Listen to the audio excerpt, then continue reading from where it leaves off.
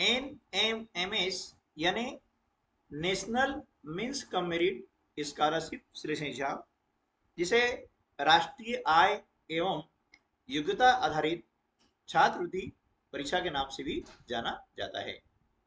तो इस परीक्षा की तैयारी के लिए मानसिक योग्यता यानी मेंटल एबिलिटी के अंतर्गत आज हम वीडियो लेकर आए हैं, और इसके अंतर्गत पिछले वर्षों में जो प्रश्न पूछे गए हैं उनको कैसे हल करें, इस पर डिस्कस हम करने वाले हैं। ये वीडियो न केवल NMMS परीक्षा बल्कि विभिन्न प्रकार की प्रतियोगी परीक्षाओं के लिए भी महत्वपूर्ण है, क्योंकि रीजनिंग के प्रश्न जो है लगभग सभी कंपटीशन एग्जाम में पूछे जाते हैं। तो आइए शुरू करते हैं हम आज का वीडियो, और सबसे पहले पढ़ लेते हैं निर्देश। क्या आप NMMS परीक्षा में सफलता प्राप्त करना चाहते हैं? सक्सेस स्टडी बालोदा आपके लिए सबसे उत्तम समाधान लेकर आया है। यहाँ आपको NMMS परीक्षा की तैयारी हेतु सभी विषयों के हल प्रश्न पत्र मिलेंगे। प्रत्येक विषय के गहन विश्लेषण के साथ सर्वोत्तम तैयारी संभव होगी। हमारे अनुभवी शिक्षकों द्वारा तैयार किए गए ये पत्र आपकी सफलता सुनिश्चित करेंगे। अब आपको तैयारी के लिए कहीं और भटकने की आवश्यकता नहीं है। सक्सेस स्टडी बालोदा पर सब कुछ एक ही स्थान पर उपलब्ध है। आज ही हमारे चैनल से जुड़ें और अपनी तैयारी को नई दिशा दें। NMMS परीक्षा में उच्च अंक प्राप्त करने का यह आपका सुनहरा अवसर है। सक्सेस स्टडी बालोदा, सफलता अब आपके सही हाथ में हुई है। प्रश्न क्रमांक 43 से 46 तक ये निर्देश लागू होंगे। निम्नलिखित प्रश्नों में रिक्त स्थान यानी जहां क्वेश्चन मार्क लगा हुआ है वहां पर उपयुक्त पद चुनिए। नीचे आपको सही विकल्प दिए हैं, उनमें से एक विकल्प का चयन करना है जो सबसे उपयुक्त पद यहाँ पर होगा। अब यहाँ पर प्रश्न क्रमांक 43 के अंतर्गत दिया हुआ है 1, 2, 3, 5, 7, 9 और उसके बाद दिया हुआ है क्वेश्चन मार्क यानी प्रश्नवाचक चिन्ह। इसके लिए हमें 4 विकल्प दिए गए हैं, इनमें से सही विकल्प का हमें चयन करना है।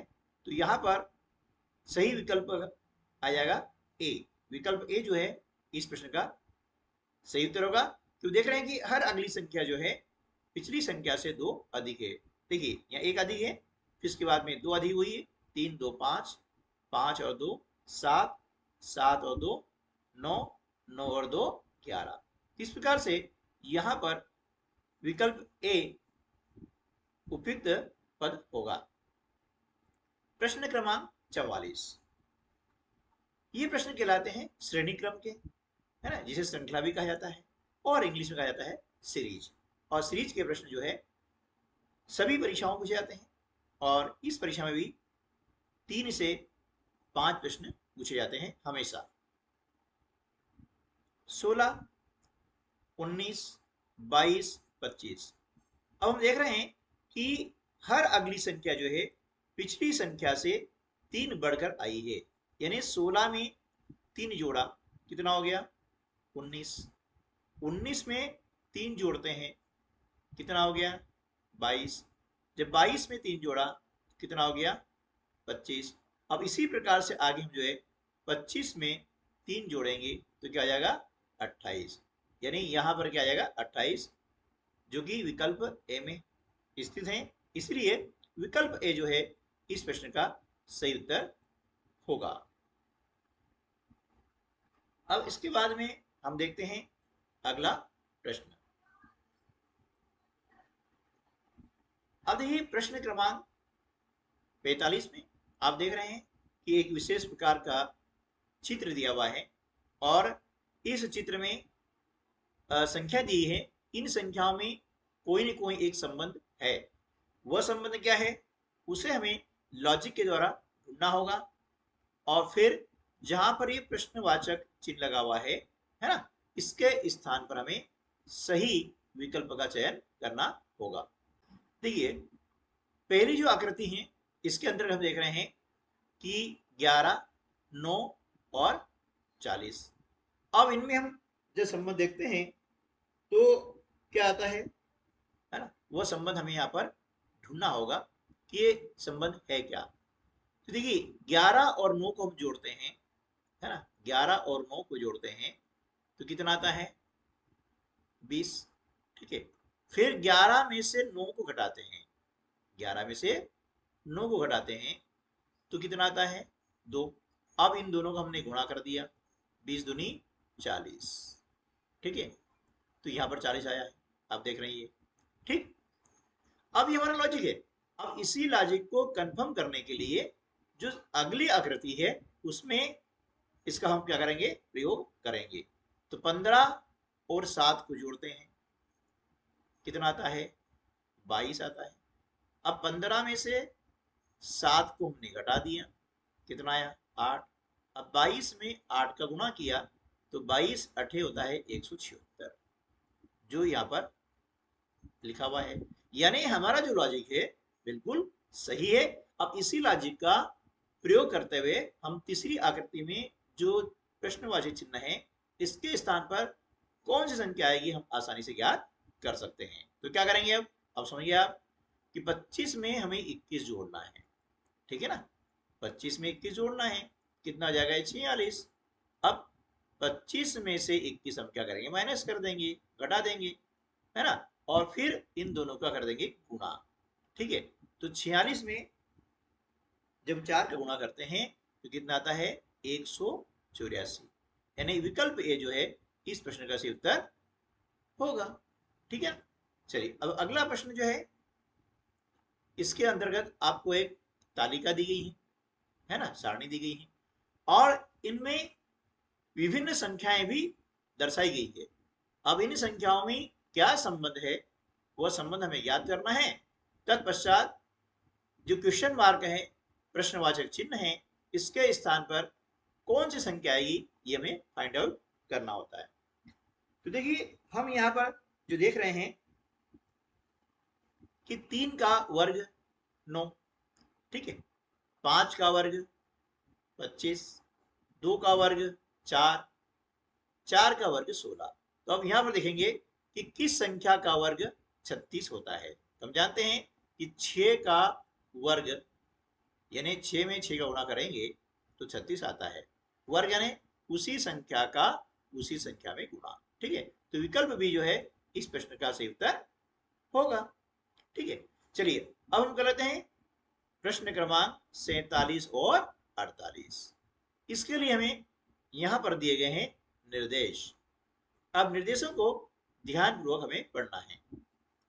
निम्नलिखित प्रश्नों में दिए गए शब्द के अक्षरों को वर्णमाला क्रम में पुनर्व्यवस्थित करें, यानी रीअरेंज करना है, यानी उनको अल्फाबेटिकल ऑर्डर में लिखना है।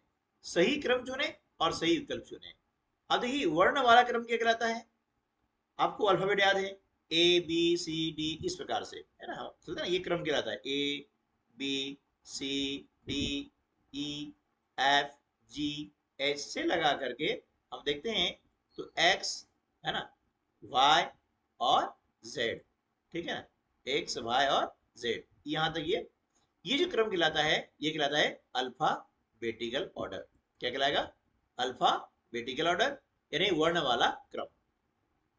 तो यहां पर हमें क्या करना है? ये लिखा हुआ है स्कूल, क्या लिखा हुआ है? स्कूल लिखा हुआ है। तो अब यहां पर क्या करना है? यानी सही क्रम चुनना है, सही विकल्प चुनना है कि इनमें से जो वर्ण आए हुए हैं, जो लेटर्स आए हैं, वे अल्फाबेटिकल ऑर्डर में लिखेंगे। यानी सबसे पहले क्या आएगा? सी, आप देख रहे हैं ये सी आया, ठीक है। इसका क्या आया? एच, ये देख रहे हैं यहाँ पे, है ना, एच। फिर एल, फिर डबल ओ, मतलब ओ आएगा, फिर एस आएगा, है ना, M N O P Q R S, इस प्रकार से। तो विकल्प भी जो है इस प्रश्न का सही उत्तर हो जाएगा, ठीक है। अब इसी जो है अल्फाबेटिकल ऑर्डर को याद करने के लिए एक शॉर्ट फॉर्म है जिसे कहते हैं ईजोटी। क्या बोलेंगे? ईजोटी। ये ध्यान रखें, ये क्रम भी आपको याद जरूरी है। इससे क्या होगा कि आने वाले हम प्रश्न हल करेंगे वो आसानी से हल हो जाएंगे। यानी ई जो आता है 5वें क्रम पर, जे आएगा 10वें क्रम पर, इन 10 नंबर आएगा, ओ 15, टी 20 और वाई 25। ये क्रम रहेगा। याद रखिएगा कि इजोटी याद करने से आपको क्या होगा कि इन संख्याओं का कौन सा क्रम है वह आपको ज्ञात हो जाएगा और परीक्षा में इस प्रकार से कई प्रश्न पिछली कक्षाओं में पूछे गए हैं कि एम का अंग्रेजी वर्णमाला में कौन सा क्रम होगा, या कह सकते हैं कि 16वें क्रम पर अंग्रेजी वर्णमाला का कौन सा अक्षर आएगा। ठीक है, तो ये इजोटी याद रखने से इनके क्रम आसानी से याद हो जाएंगे। ठीक है, चलिए अब प्रश्न क्रमांक 48, इसमें लिखा है CURTAIL। इसे पढ़ना या इसका अर्थ क्या है समझना जरूरी नहीं है, क्योंकि यहाँ पर ओनली रीजनिंग है। करना क्या है कि इन्हें वर्णमाला क्रम में रीअरेंज करना है, यानी इनको अल्फाबेटिकल ऑर्डर में लिखना है। तो ए पहले आएगा, देखिए सब में ये है, उसके बाद में क्या आएगा, सी आएगा। ठीक है, फिर क्या आएगा, आई आएगा, फिर एल, है ना। देखिए अब आई और एल, अब यहां देख रहे हैं कि आई और एल यहां तीनों में चल रहा है, यानी विकल्प ए तो हो गया आउट, इसे देख रहे ही नहीं है। अब उसके बाद आर आएगा, है ना, तो बी भी आउट हो गया। आर के बाद क्या आता है, टी, है ना। अब यहाँ आ गया यू, यानी ये गलत है, विकल्प सी सही उत्तर हमारा हो जाएगा। यानी समानता खत्म हो जाती है और डिफरेंस जहां पर आया कि वहां पर उत्तर मिल जाता है, आगे करने की आवश्यकता नहीं होती है। ठीक है दोस्तों, तो आज के इस वीडियो में बस इतना ही। मिलते हैं अगले वीडियो में, तब तक के लिए नमस्कार, जय हिंद।